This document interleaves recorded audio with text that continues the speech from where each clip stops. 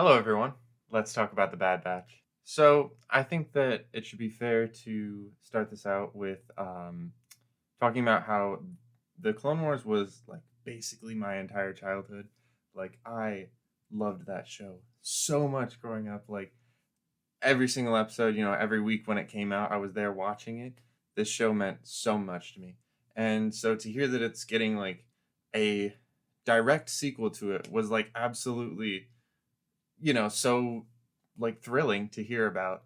And more of a direct sequel, more so than Rebels was. And to boot, it was with this new group of characters that we had barely gotten introduced to in season 7 of the Clone Wars. And a lot of people were sort of not super keen on these guys getting their own shows just because they were rather bland in their own show.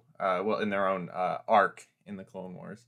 None of them really had a whole lot of personality. They just kind of were tropes or, expected sort of characters, not really having any depth to them, which is totally fair. They didn't really have that much screen time in the Clone Wars as a whole. So I personally think that that's what made this series so appealing to begin with, was the fact that we were basically starting with clean slates, like new characters, new things to build off of. And just because they had these like pre-established notions of like these characters should be XYZ doesn't mean that we can't build from there. That's how we get our super good characters, Like when you first run into Aragorn, he's just a regular old adventure dude, and then he grows into like a much more developed character. That's how series are supposed to work. So the short of that is that I was really, really excited about this series. And when I heard that it was coming out on May the 4th and opening with a 45-minute episode, that was absolutely crazy to me. Like, that was everything that I could have wanted. May the 4th, this was the big thing that they were releasing on May the 4th. I should probably preface this by saying that I am filming this after watching up through episode 4. So I will have sort of some retroactive opinions on it based on what happened in those 3 episodes. So starting with the introduction of the Bad Batch, in episode 1, we have essentially their perspective on Order 66 and what happened. And when this first came out, there was a lot of people that were really, really upset about this one, because Order 66 happened, and the characters that we got to see the Bad Batch interacting with were Caleb Dune and Depa Billaba, which those who've watched Rebels know that Caleb Dune grows up to become Kanan Jarrus. And those who read the comics know that there was already a canon version of what happened to Caleb Dune during Order 66. And initially, I was like, okay, well, that's not a huge deal. Like, whatever. I'm glad that there's a face that I already know there. But after actually reading the Caleb comic, I have to say that that was a much better version of Order 66. You got to see the actual clones that Caleb and his master were close to, and just see them flip like a switch between being their best friends to suddenly going all out to kill them. And that was a really powerful thing to watch, and really made you understand why Kanan had this very, very, very intense disdain for the clones when it came to Rebels. So after Order 66, the Bad Batch heads back to Camino, where the actual plot starts to take place. Immediately, we're introduced to Tarkin, who has just been amazing in every single iteration that we've seen him in. Well, say for Rogue One a little bit. Depends how much you subscribe to the whole Uncanny Valley thing. Tarkin in this just serves as such a wonderful foil to the Bad Batch. And in that, I mean that he basically mirrors them sort of ideologically and brings out the intenseness of their opposing views. So Tarkin is incredibly strict and very focused on following orders to a T and being efficient and getting things done. Whereas the way that Bad Batch gets things done are they don't really follow orders whatsoever. They I guess are sort of like the bad boys. It just serves as such a good representation of two different sides of the same coin, two people that are fighting for the same cause. The Kaminoans in this story have a very, very odd role to play. They're sort of like middlemen. In the Clone Wars, they were definitely set up as like an antagonistic force, siding with Palpatine and hiding secrets from the Jedi and from the clones. But in this, they're sort of in the middle because they're sort of like pseudo villains because they're just kind of trying to protect their own. The Kaminoans have always been very selfish, and this is no different. In a sense, they almost serve as protagonists in their own shutting down the clone program storyline with Tarkin. But that does lead to one interesting revelation that I couldn't really make sense of at the time, but we'll get to that later. The training room scene, I actually didn't particularly like much. I get that Tarkin wants to test the clones' abilities and, get a gauge of if this army is worth producing still.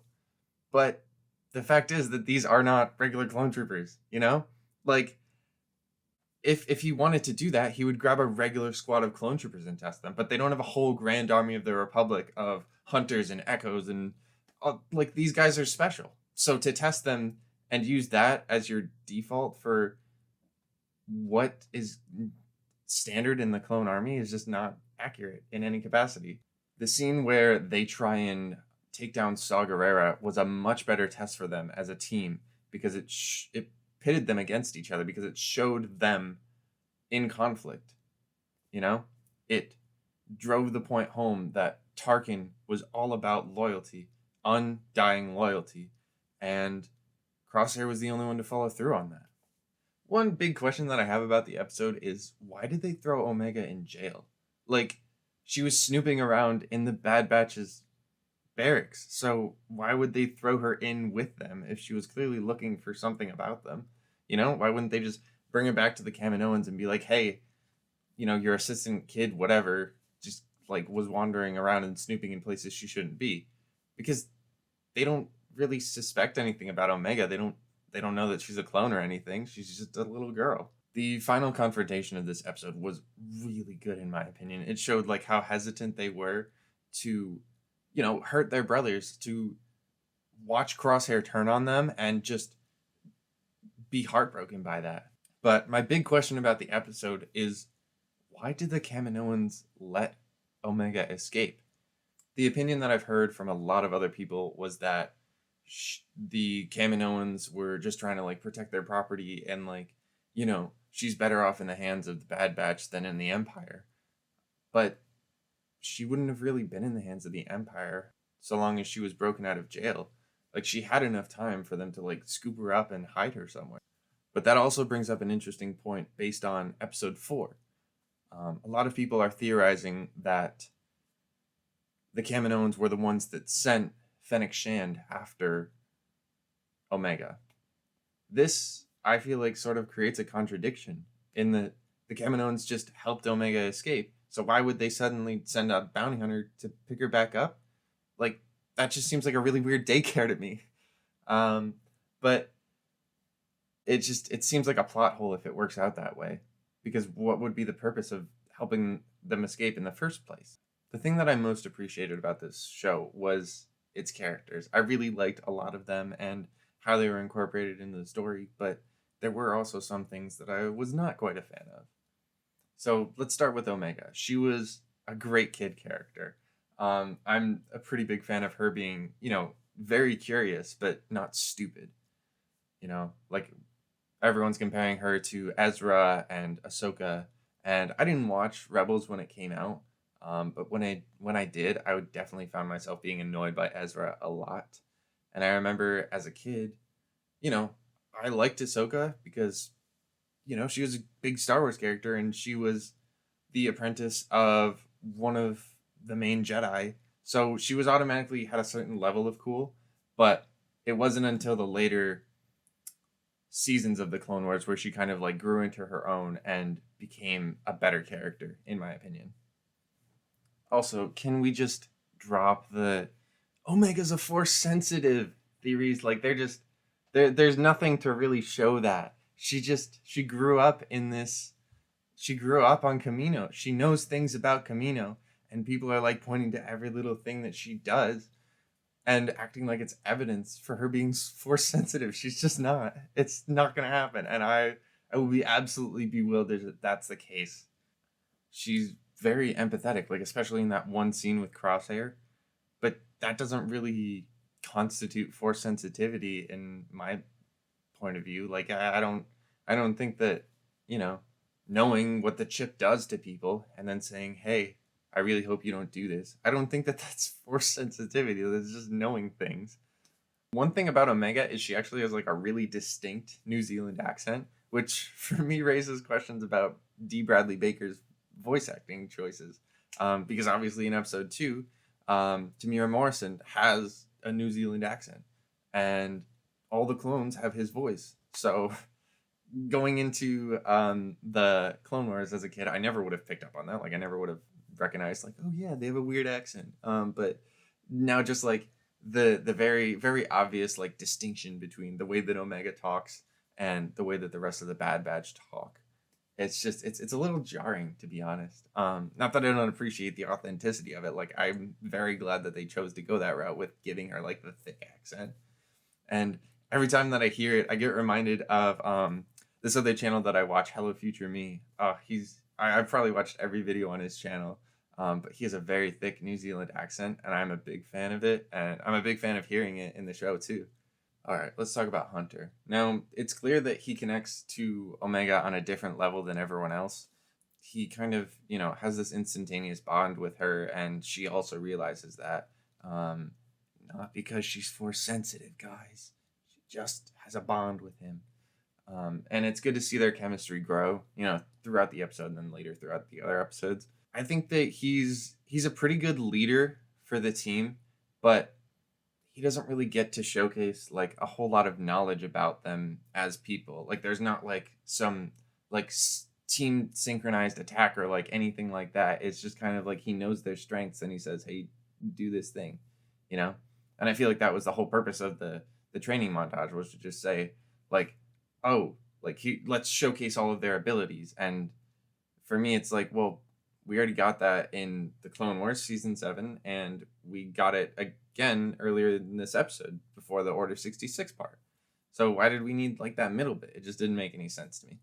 Hunter's conflict with Crosshair was very entertaining to watch. It's really good to see like the distrust kind of building between them, but I feel like once the betrayal like officially happens, it sort of starts to fall flat because you don't really see Hunter really be broken up about this so much, as he's just kind of like, well, this happened, let's leave, you know?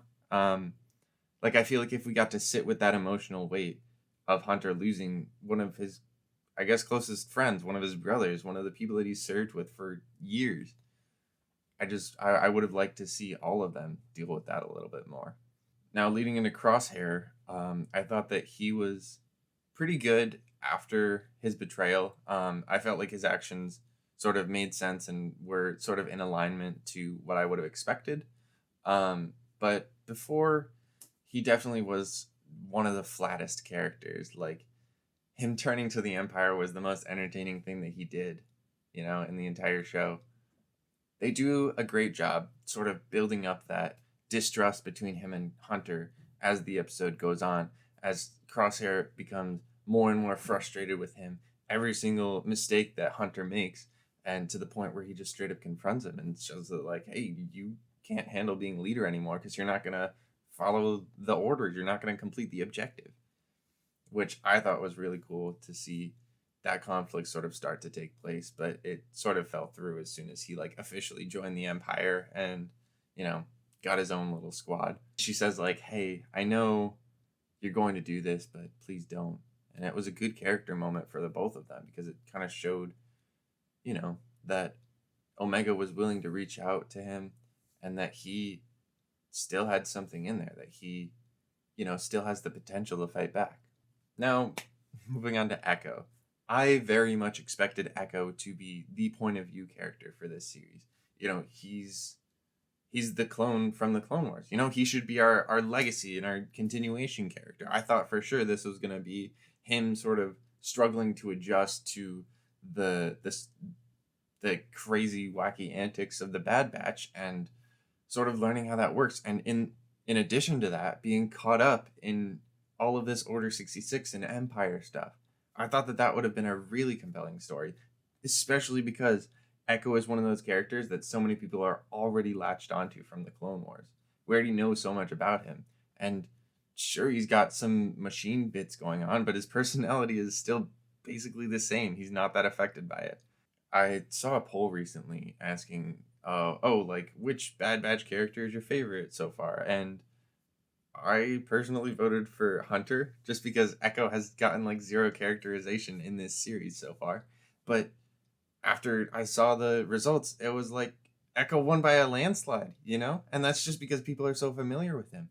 So why aren't we getting more Echo driven storylines, Echo driven content going on, you know? Because he's what people want to see. He's, I think, in my personal opinion, I feel like he is a big reason why people decided to watch this series and didn't just write it off as a bunch of bland templates of characters running around and doing adventures. And we just haven't seen anything special out of him yet. Tech and Wrecker were just kind of there. They didn't really do all that much that was different from season 7 of the Clone Wars. Um, but I'm really hoping that they get some more development as it goes on. They all have potential to add sort of more nuance and capabilities to their characters and really round them out. Now, with all that being said, I definitely loved this episode of The Bad Batch, and I do plan to be doing more reviews on the other 3 episodes that have come out, and then going forward, the next episodes. So be sure to subscribe for that, and catch you next time. Hello, thanks for watching. This is actually my first video that I've ever recorded, so I'd really appreciate if you would like, subscribe, drop a comment, maybe share it with your friends, and I hope to see you in the next one. I will be doing A Quiet Place and subsequently A Quiet Place 2 when it comes out, so look forward to that. Thanks.